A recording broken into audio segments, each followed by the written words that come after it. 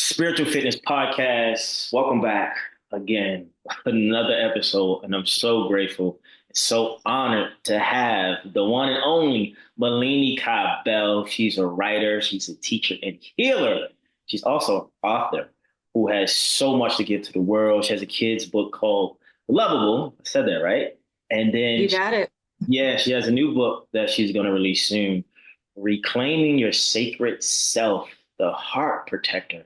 Malene, I like to call her Money, guys. Off record, I gave her a nickname Money. Money sounds great. She's here, and she's from Baltimore, Maryland, my hometown. So, welcome to Spiritual Fitness Podcast. How are you today? Well, first of all, I'm good. Like I said prior to us starting, I'm a little nervous, but to your point, nervousness is good. Nervousness, right? Yeah. It's excitement, but it also means, for me, what it means is that I'm prepared to come and be honest and tell the truth. It means that I'm probably going to reveal something to myself that I might not even know is there. And I'm just prepared to show up, even though I'm scared as shit to do so. So it's okay. Hey guys, did you listen? Did you guys hear that? I'm nervous, but I'm going to show up and be honest and tell the truth. Wow. Who knew nervousness could bring that? Oh, I love the authenticity, the rawness, the vulnerability. Before we get into like all the things you offer to the world, how did your journey of writing, healing, teaching begin? And where did it all start in your life? What age, what cycle that you knew that you had a power of writing, teaching, and helping people heal themselves? That is a huge question. And I could start in so many different places. But I'll tell you the first thing that's coming to mind. So my grandmother was actually a writer. My grandmother on my father's side, she was a poet. Her name was Maddie Lee Chilcutt. Oh. I'm saying her name because what kind of name is that, right? I haven't, like, it inspires me to write a poem, but I haven't done that yet. So, my grandmother was a writer. I knew that I had a gift probably around the age of 12. Really? Yeah. So I had an assignment to do for school. I read it to my oldest brother, Sean, who's since transitioned, and his partner, Daryl. And it was just their reaction that made me feel like, oh, you know what? You have something here. And so, from there, I just started writing poetry, short stories, and things like that. The other thing I'll say is I used to say that poetry was my first language.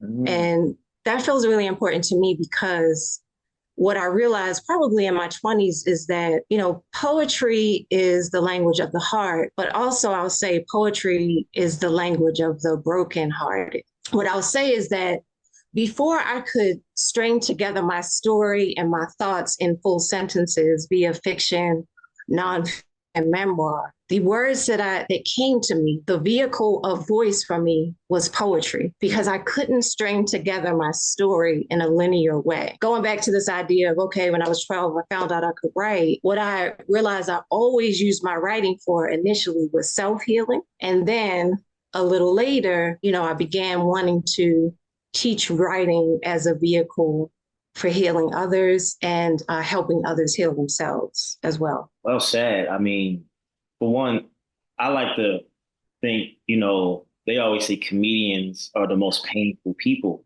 Right. They're on stage and they're speaking, articulating, whatever, they're making fun of themselves. I've never heard that poets or poetry is from a broken heart. Before we move on, can we just kind of unpack that a little? Like, how did you get to the root of that? Like, where did that acknowledgement come from? Because that's so profound, but it makes sense. Like Allan Poe, I think some of his stuff I read when I was in school. Yeah. How did you connect the two? Like, that's deep, but it makes sense. I mean, and let me say, I can't speak for everybody, right? I can't say that all poets are writing because of a broken heart. I can say that for me, that was my mechanism for voice. And, without going too deep, I grew up, I share with you, from Baltimore, grew up in Morgan Park. And there was certainly, violence in my home, right? And so that creates dynamic when you talk about having voice, right? Because for me, I'm thinking about going to Catholic school and maybe, the night before having to wake up on Monday, my parents had a fight. And really the clearer way to say it is, my father put his hands on my mom, right? And the next morning there'd be no talk about it, right? Or I'm getting stuck here because my little trauma is coming up. But Good. just this, growing up in that kind of dynamic, I didn't have a voice and I didn't really have a space to say not only what I'm feeling, but this is what is, this is what is happening within me. This is what is happening to me. And the other thing I'll say is in a dynamic where there is abuse, the silence is not even the silence, but the silencing is so painful, right? Because the silencing, now we have a kind of a term for it, is a bit of gaslighting. But gaslight, even that term doesn't fit when, it's someone you love, when it's coming from the one person, my mom, right, who is the only protector in the house, but who just didn't have the strength within herself to acknowledge that, yes, this is going on, and therefore I can't acknowledge it within you. And so for me, the page, the pen, the writing was my way to access that, to say, nah, this shit is crazy. I don't know, like this, Don't make sense. that was my outlet. Yeah, right? it's interesting because, growing up in our environment, I'm from Baltimore as well. You don't talk about the bad stuff. You just kind of like, oh, that's just what happens. Or the negative things, the violence is so normal and common that you don't even feel it. You're like, oh, yeah, we knew that was going to happen. But now I'm thinking, because of those experiences, because of that pain or that trauma response, have you ever written music or even thought about it? I mean, it sounds like you have so many lived stories in your mind that you can write about that not only heal your soul, but heal the soul of others, because there's so many people that experience these things that we would never know. And some people transition and we still don't know. So it's just so fascinating that that was part of your journey to where you are today. And writing was, the healing process. Have you ever written music? I feel like you have such a beautiful penmanship, the way you think. Yeah, not really. Not really. Not really. No. Yeah. I feel like when I was younger, I was surrounded by people who, made music, did hip hop, things like that. Okay. I've written a few songs, but just in my own musing, right? Yeah. And, I've never studied music. I caught myself teaching myself the guitar about 3 years ago. But yeah, no, I've not recorded a record, Eric, if that's what you're asking me. Like, nah. There's there's a quote by Dr. Wayne Dyer, and he says, "Never die with your music left in you, like get it out of you." So sometimes we gotta write our story, we gotta write our pain, we gotta write our trauma out of us. What is your experience or knowing of the healing capabilities that's attached to writing? Because people say writing is like mental release or mental therapy. What is your experience that you can give people listening in or watching, that how journaling or writing something can really impact them in a way where it helps them heal and grow from a painful place? Yeah, I think it's a couple different things. I know, like right now, I've been doing a lot of journaling. And sometimes the way that I'll journal is, for example, even preparing for, I shouldn't even say preparing because I didn't prepare, but getting ready, right, to talk with you, right, to be in communion and talk with you. I noticed there were some nasty little thoughts running around in my head. And so one of the things that I'll do is I'll dump it all on paper. Like, I want to see it. I want to write every little nasty little thing that's coming up. Because for me, partly it's a way to purge. Yeah. So I purge first, but then I look back and you're able to see the absurdity of the mind. The mind, the thought, they just talking all kinds of sideways, right? And so that's one way I often use, writing. If I'm not using a breath, then I'm gonna go to write. Let me see, why am I feeling this way, right? If I can't identify it, there's got to be something underneath. And so, when I say journal, I'm not really thinking. It's more stream of consciousness, right? Just letting it blah blah. Just throw up on the page, if you will. So that's one way. There are other things too. When I was younger, I would use both guided writing meditations and I don't know what to call it, but there was this thing that I did several times that really helped me. And it was this. I would tell a story in first person and then tell a story in second person. And then I'd rewrite the story the way that I wanted it to be. And so, but what I want to say is, in rewriting it the way I wanted it to be, I would allow room for intuition and spirit, right? Because you could say, I could very easily say, rewrite the story and my parents are holding hands and they walk away happily together. No, it's not rewriting it just from logic. It's tapping into that intuition. It might even sometimes it was tapping into that inner child, Yeah. right? To kind of hear that voice, because there's something there that just wouldn't let go, Yeah. right? There's something there that, let me speak for myself. There was something there within my inner child that felt like she didn't do X. And so in rewriting it, both, first, just write it as it happened. Second, give yourself a little bit of distance by writing it from third person, right? Referring to myself as she.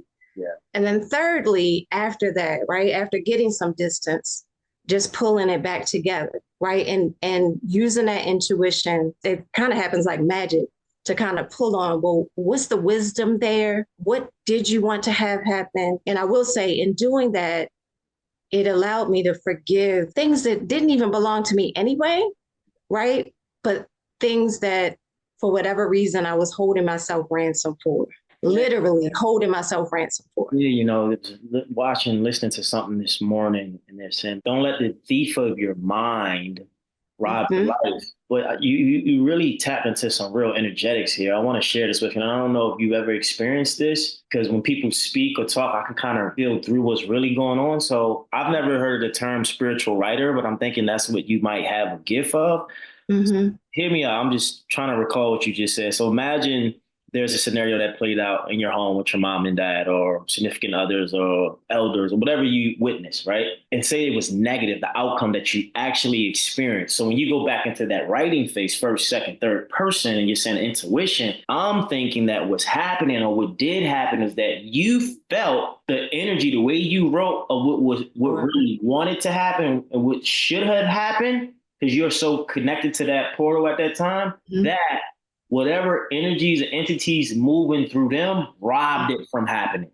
You get what I'm saying? But you were able to kind of pull out, oh, this was supposed to happen, mom, dad.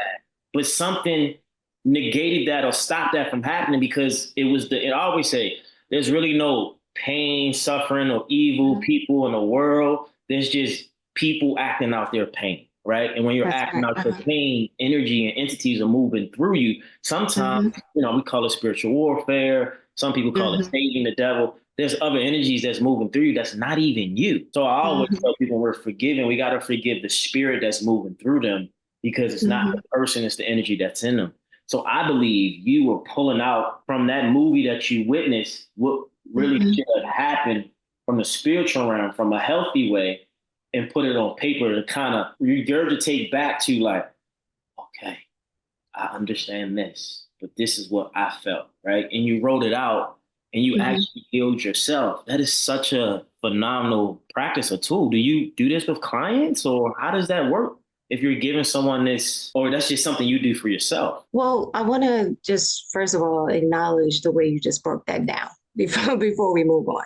Yeah. That was really powerful. And to kind of push into that and echo that, yeah, we can move energy that way, right? As they say, thoughts are things, right? So, and there is no past or present. So even though I'm quote unquote looking back, any kind of forgiveness and wisdom that emerges from a story, that I'm like, it releases that bind, that hold, right? That's also what I'm hearing in what you're saying. So for sure. Right. What I want to say is this. So I used to put together these writing workshops for women. This was way before I knew anything about energy, anything about Reiki, etc.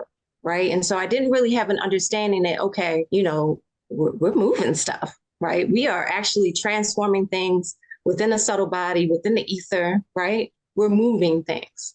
And so the reason why I'm coming here is because it wasn't until I experienced Reiki that I actually shifted away from, teaching writing as healing, though it still is, right? I shifted away from teaching writing as healing, and I moved more into energetic modalities. I'm mentioning this because it was really a pivotal time for me, right? To realize, oh, this was the missing piece, right? Because I felt like, I was trying to get these writing workshops off the ground. This was years ago. I mean, not even 2012. So I don't know, 2008 or so, I don't, 2008. Yeah. So like a long time ago. But what I want to say is that I ended up having a Reiki session with a woman who I call my spiritual mom, and she calls me, I shouldn't say call, who is my spiritual mom. And after that one Reiki session, it was just like, just this huge aha moment, like, oh, this is why though things have moved, they're not, things can move and not transform completely. Yeah. Right. And it was after that session with her that I was like, this is the missing piece, the energy, the energy modality, acknowledging this energy, acknowledging that we had this subtle body, et cetera, et cetera. Because it was just like something, I'm at my crown chakra, right? Yeah. It was like something just flipped on for me. Yeah. For whatever reason, I just wanted to share that because it was such an important shift. So to answer your question, I don't necessarily, teach writing workshops in that way, but I can use writing as a vehicle to support folks. Yeah, because when you're speaking, you're opening up portals for me that I can see through. So I want to ask you, are you an innovative type of thinker? Are you innovative at all? I think so, because I'm a little rebellious. So if you got a rebel spirit, you know what I mean? Like, so yeah. So what was coming through when you was talking about stop the writing, I got into Reiki, but then I had this flashback, this visual of you like with a client, they're laying down, like they're on a Reiki session on the bed, however. Mm-hmm. And you already charge your hands up and your body, however you do it. You already blessed and charged their body, but then what happens is as they're in this space and you're holding the energy, you have a notepad and you're literally doing Reiki through writing the story that's coming out of their body. And you know what I mean? Like you're healing them. And I'm like, oh, wow. And then when the session is done, you probably do a little thing over their body. And then they're done, then you give them this notepad and you say, you see all this? We just feel that. And they like start crying, like, how did you know this? What is it? Blah, blah, blah, blah. Like, oh, so it is, right? So that's why I'm asking, like, hold on. You're tapping into some portals that I've never seen someone do Reiki through writing, but I feel like you have the strength and the power to kind of open that gate. And whether someone has done it or not, I think you can do that for sure. I know you can do it. You know, it's like, and it's like so tuned in. So that was just a phenomenal way.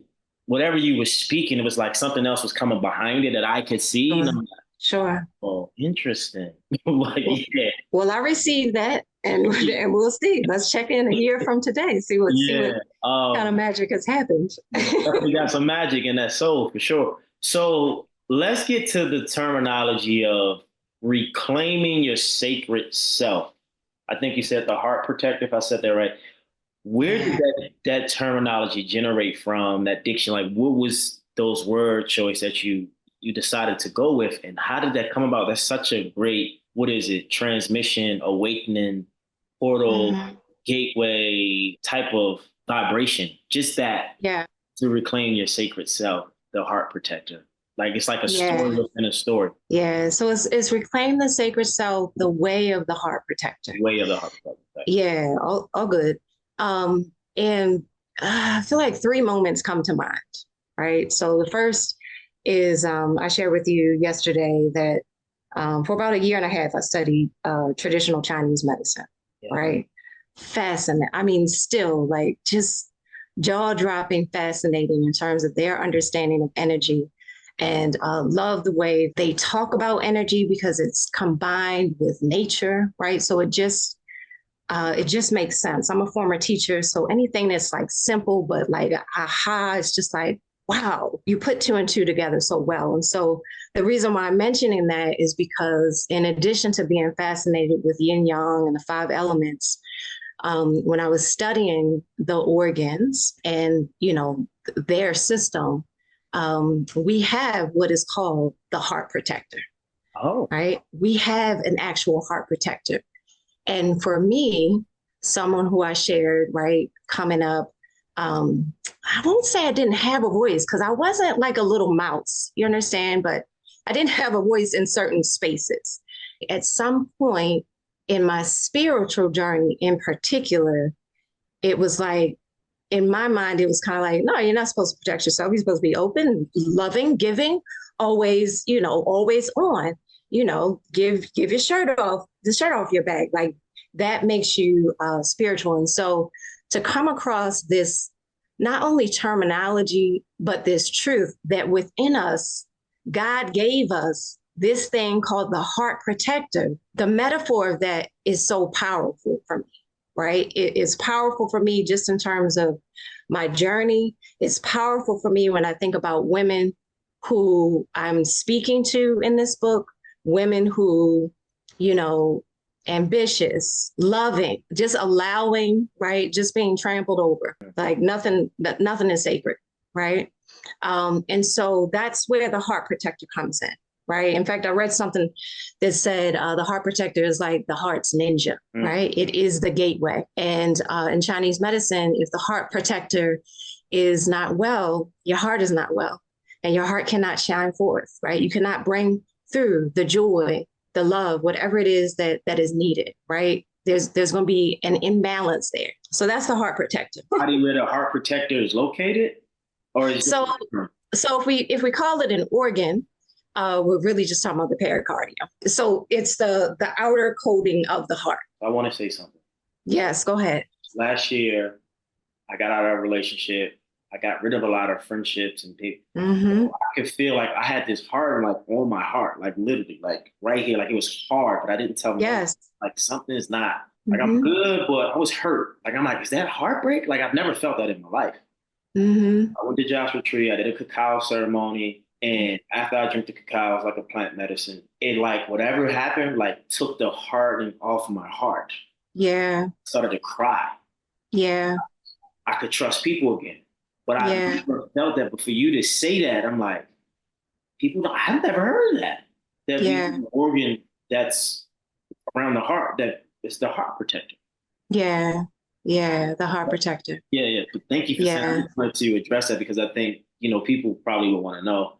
But we go along with the sacred, the first title. Sacred self, all good. No, and I appreciate you you sharing. There's all kinds of stuff that happens in the heart. Yeah. I'm in love with the heart. And I don't mean like the beating heart. It's good too, but it's just, that spiritual heart and just the energy of it is. I gotta look into Chinese medicine. You got me thinking. Man, it is so. The psoas muscle.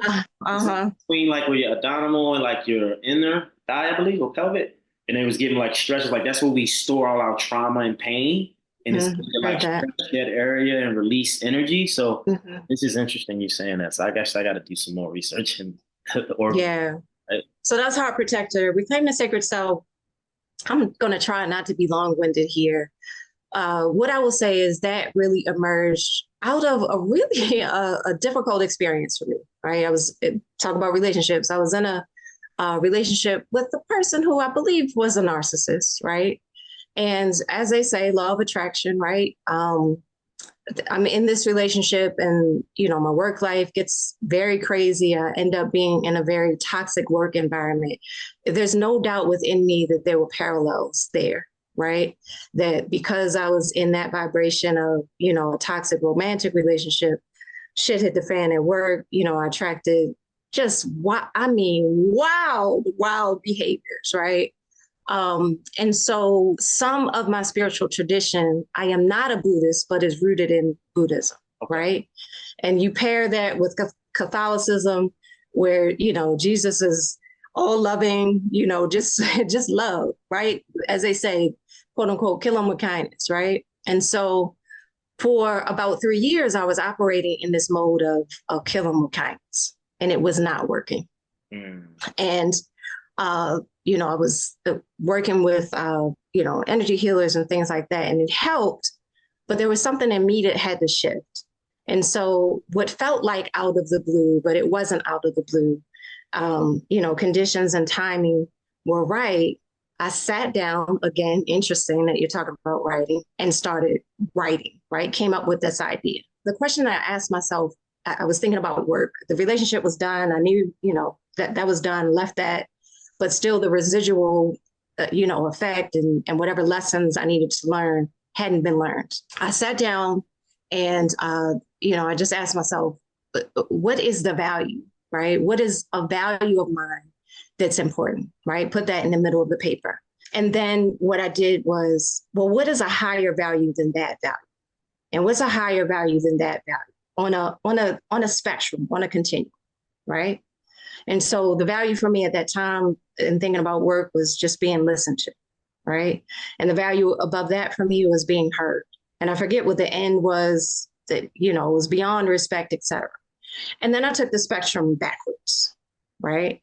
And so what's the step down from not being listened to, right? I don't remember what I said, but let's just say disrespect, abhorrent, all these words. And so after doing that, I looked and I said, what's the value proposition of where I'm working? Where does the culture, where is that culture fall, right? And it was way behind my values, right? And so I didn't stop there because I already knew that, right? I knew that this place was crazy. But what ended up happening, right? That's the best way I know how to say it right now. What ended up happening is instead of, let's say, turning that mirror outward, I turned it inward. And so I took those values that I didn't like and I asked myself, okay, so where within me do I feel abhorrent? Where within me am I disrespecting myself? Where within me, right? All these things. And then from that, I began doing mirror work. And what emerged, I know this is a long story, but I'm just telling you. No, this is a great story. This is where I know mirror work. I did Louise Hay 21-day mirror. I mean, come on, right? It's so good. I really, really love you. Yeah, it's so good. Yeah. And so I started, doing the mirror work. And what I want to say is it's so powerful to look yourself in your eyes and affirm yourself. And what I want to say is, it's not just that you're affirming yourself. For me, it's like you're finding the truth of who you are, while simultaneously, at least for me, what started coming up was there's the affirmation and then there's the counter to that. And so for me, I had to reckon, right? I had to have a reckoning with myself about those thoughts. And so what emerged from that, the affirmations that came from that, that experience was, one, I matter, my feelings matter, my opinions matter. I don't, some other things, but it was the I matter part that really shifted things.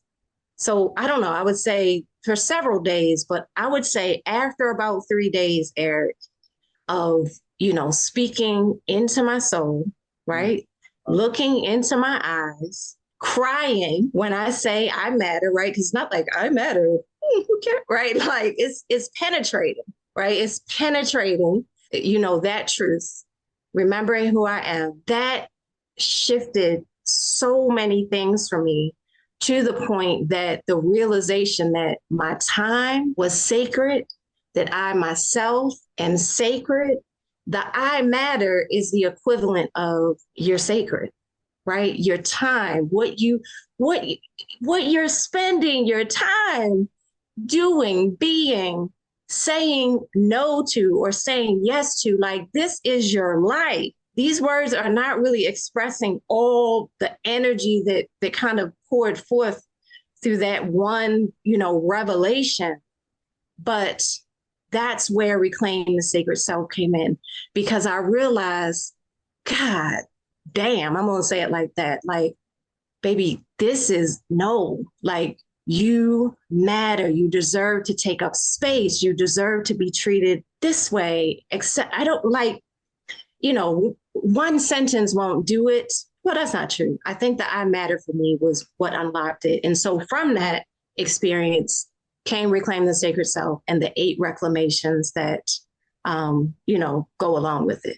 And it's, I think, like I said, when you speak, I pick up on things that actually was what I did last year. Mm-hmm. Literally, I was in the mirror.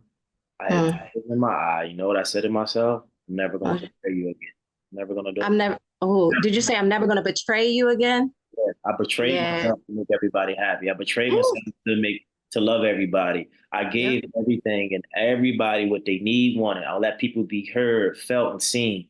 I was Right. afraid to take up space because I didn't want people to think that I was better or I knew more or I Right. just always try to fit in and realize God didn't make me to fit in, made me to be outstanding and stand out because most of my peers wouldn't understand the downloads or the synchronicities that's coming through my vessel. I try to Right. play small to benefit them, where Right. their size of their life wasn't fitting into my paradigm, and it was hurting Right. me. So I Right. betrayed myself and failed myself while they went on with their life like nothing happened. But I was in here crying on the floor, just like Right. I'm never doing it. And it's like when I was on the floor crying, I was just like it's like somebody stabbed me. I was just like just rolling around, this tall, muscular man just crying. I said, my spirit's like, get up and go to the mirror and talk to yourself. Mm, And I mm-hmm. saw tears and all, and I said, I never betray you. And Yes. to say everything you said or to really bring it back into that frequency, I matter. It should be like the new I am. You get what I'm Uh, saying? oh, You know what I mean? Like that's yes, I do. yeah, Yes, I do. it resonates more. I am is like, yeah, I get I am, but I matter is I am. But you Yes, it matter is. before you say you I am, right? If you Yes. don't matter to the I that is you, how can you claim I am? Because we all do affirmations and we don't feel the things we're saying because we don't think Right. we matter. We don't feel worthy. Yes. But Yes. it takes a painful point to expand our vessels and our vessel to say, I don't want to drink from this styrofoam cup anymore. I want a Right. glass bottle and I want it clean and pure. And I want Right. an expensive one, not Right. cheap, liquor that I got from around the way because I can. So, Right. I mean, this medicine that you're giving up and you're speaking on today is so profound because I've never heard of it ever in Mhm. life. I've studied so many great people and writers. You don't hear it the way you're giving up. So I know whatever is in your destiny of where you're evolving to, expanding to, is going to be magic and miracles, and it is going to be reclaiming your sacred self because Mhm. I matter. That's a shirt. I matter. Mhm. What does that mean? Reclaiming your sacred self. What does that mean? Really getting in Mhm. tune and in touch with yourself, looking yourself in the mirror, looking in the souls of your eyes, Mhm. speaking what you know you are without anybody's approval, without anybody else's Mhm. opinion. And it's just a beautiful way to tap into yourself. Because I Thank think you. the thing I realize is that in this personal development space, health and wellness, spirituality, we have all this known, we have all this insight, but we don't know how to embody it. We don't know how to integrate. Mhm. And that was my thing. Mhm. I had all this knowledge, but I couldn't integrate it in my vessel to push it out in the world. Mhm. And I think that's a true embodiment of anything, right? You embody like, no, I matter. Oh yeah, Mhm. we're gonna say no to that. We're gonna say yes to this. Right. Definitely. And I know you're my kinfolk, my family, and I told you I love Yes. you. But just because I love you doesn't mean I'm gonna tolerate you. That's right. So See. Yeah. congratulations on that awareness. I mean, that's beautiful. Thank you. And then you Appreciate get from it. I matter, reclaim the sacred self, the heart protected to lovable. How do we get to lovable?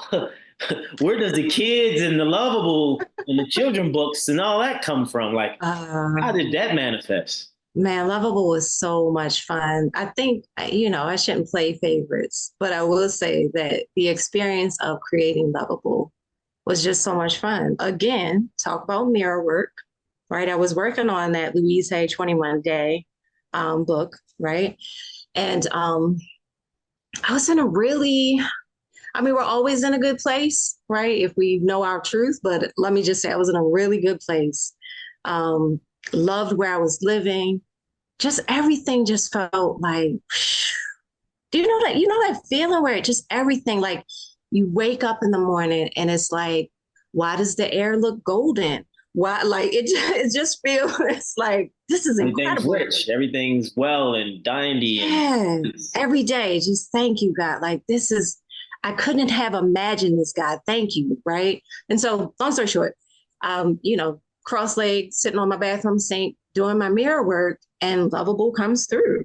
mm, Um, I don't remember the first thing. I just know, it was like, I am lovable. And then this playful rhyme came through, and I just, grabbed my pad and just started writing. And it was one of those things where I wrote it and it was a knowingness, like, I don't care what happens, like, you got to publish this. That was Mm. it. It was like just this knowingness. I've done, I would say, many projects and things like that, but that felt also good. Like, yeah, this is going to happen. This has to happen. And so, that's how Lovable was born. It looks like a children's book, but I call it a book for women and children. It has a universal message, and I do think it's for women because I also think it's speaking to that inner child as well. But yeah, I mean, I could say more, but that's Lovable in a nutshell. Yeah. It was beautiful to make, not only just write, but also, working with an artist. I had never, published a children's book before. There were things that I didn't know. For example, I didn't know we would collaborate in terms of what the images should look like. That was amazing. That was fun to see that be birthed. You know what I mean? Like, that whole process was just so much fun. So Lovable is just, yeah, I love Lovable, and yeah, that's Yeah, it. I think that just the word how you express that, if we could kind of take that story and that ideology, you people listening and who's going to watch or watching, is that is a great analogy. If we can take that story and put it into our life, you said it was a great process. It was a great journey. Yeah. Well, Oh my God. Yeah, it was great. you know what I mean? Yeah. Like, imagine if we felt that way about our life, right? Like, Yeah. it's a journey. Our life is a journey. Life is a journey, right? But do we actually enjoy it all the time? No. But the process of it, once you have the information, if you would, it's going to be great, regardless how it is right now. Yeah. I always Yeah. say when you have great contrast, there's great reward on the other side. Like, Yeah. everything is to transform our soul. All the negativity, all the shame. He was talking to a guy and he was like, a client of his was telling like, "Oh, I'm getting a divorce." He's like, "Great." And then another client's like, "For a quarter million." He's like, "Yeah, great. You're gonna be so rich and so wealthy after that, but just not right now." But Yeah. you know that those things is such a great moment of transformation, right? To take Yeah. you to the other side of that, right? And Lovable, the process is such a analogy to use in life. Like, what do we love about our life? Like, when a person is going through the most, they call something called pattern interrupt. You just cry, Mm. be going through pain. Hey, what do you love about your life? And of course, to the person crying, shut up. What are you saying? But I just interrupt your pattern. Now you gotta Mhm. think. The word Mhm. love, damn, what do I love about my life? Lovable. Mhm. Oh, that I'm breathing. Right. And I'm learning this with people that we don't always have to give into what's happening, even though we're aware. We can kind of Mhm. look at where we're at and say, you know what? What's good about this pain that I might be enduring right now? I get Yeah. to grow, I get to learn, and I'm gonna be okay. But if you don't Yeah. have that support, if you don't have that awareness, it's hard, right? And I think that's why people like you are here on earth, to raise collective consciousness through writing, through books, and through telling your story. And I always tell my mom, I'm like, "Mom, when are you gonna tell your story?" Because as a Mhm. kid, you want certain things. At least I did for my mom, but I didn't know her story until I got older. Then I had to, forgive her and apologize because I put all this weight on her from things I didn't know. Yeah. And so we don't know what we don't know. And so we can judge what we see and not really understand what's behind what we see. And I think True. what you're doing is painting a beautiful picture of not only what you see, but what you get to know about what you see. Yeah, I'm this, but this will happen with this. Oh, it's a beautiful, beautiful, beautiful way you write your life. Yeah. Yeah. Speaking, everyone she was saying she was introvert, which okay, when the introvert speaks, she Yeah. speaks out. She moves mountains and she moves you, and she's opened up your heart protector. But That's how good. do you receive or take in clients? Where can we find your material, your books? How can we connect to you and get in your space to learn and work with you? In terms of the book Lovable, I have a website. It's youarelovable.com. You can order the book there. I'm also working on a curriculum. Actually, I'm done with the curriculum, so I don't know if there are any teachers listening or counselors. But yeah, you can order it there. It's also on Amazon, Barnes and Nobles. You can probably find it anywhere online. For Reclaim the Sacred Self, I've given myself the date of November 24th in terms of finishing it. So it's still a work in progress, but you can learn more about the book and, sign up for updates at reclaimthesacredself.com. In terms of my Reiki and energy healing work, right now I am in transition. And so I'm not doing any of that right now. Not until I'm crystal clear. Crystal clear. I love that. That's how I'm crystal clear. So Yeah, yeah. I appreciate it. So people follow her. Oh yeah, what's your social media account? I gotta follow you. Well, disclaimer: my social media is whack, but nonetheless, you can. It just is. Yeah. Maybe I shouldn't say that, but you can. I have two social media platforms. So one is Lovable, a story. You can, find out about Lovable. And hold on a second, because I put a little period. It is Lovable, period, a story. You can find that on Instagram. And then my personal page on Instagram is Malene, Malene _ Kai, Kai. So you can find me there. Malene Kai Money Bell. I like it. Bring I the like money. it. I affirm it. Yeah. When two or more are gathered, let's go. So it's good. Yeah. It works. Any words you want to leave the audience? Any positivity or motivation or inspiration you can leave with the people that resonate as we sign off? I would love if you have anything. What's my final thought? I think just two. One, that it's okay. You are okay exactly how you are. I'm using that word okay and not excellent, great. Like we don't need the adjectives. We were created perfectly, right? We don't need it. It's okay and you are okay. Yeah. Exactly as you are. And that's it. Hey guys, you hear it first and hear it last and hear it forever. You are okay. We are okay. It is all right. So it is. This is another spiritual fitness podcast episode. I like to call her money. Malene Kai Bell. Please follow her. Get into her vortex and connect and write and become healed through reading and learning her way of giving to the world. Thank you again, Malene. Eric, yeah, thank you for your time. Thank you for your energy. Yeah. Thank you. Thank you. Thank you. Peace and love. Oh, share, subscribe, like, everyone. Share, subscribe, like, and follow her. We're out. Peace.